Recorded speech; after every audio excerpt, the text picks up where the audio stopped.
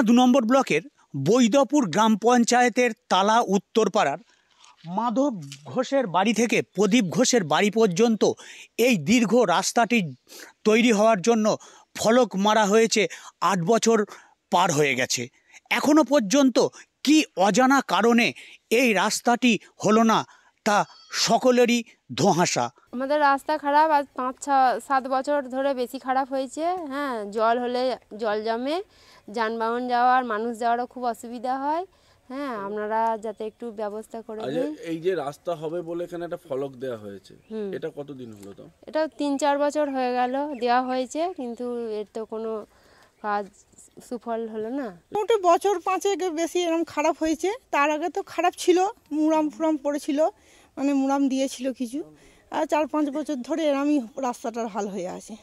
হ্যাঁ, ফলক লাগিয়েছিল আমাদের যে আগের যে মানে সদস্য ছিল তার আমলেও ফলকটা লাগানো হয়েছিল। না, সদস্য তো মারা গেলেন, দিয়ে কোনো কিছু হয়তো কারণে মানে আটকে আছে রাস্তাটা। হবে বলছে হবে, আর পয়সা আটকে আছে, হবে। সদস্য মারা গেছে ঝপ করে, মানে ওই কারণের জন্যই বলছে পয়সা নাকি আটকে গেছে, তো হবে বলছে রাস্তা।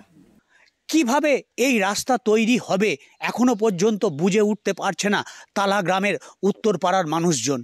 কবেই বা এই রাস্তা হবে আর কবেই এই রাস্তা দিয়ে চলাচল করবে তারা কিছুই জানে না।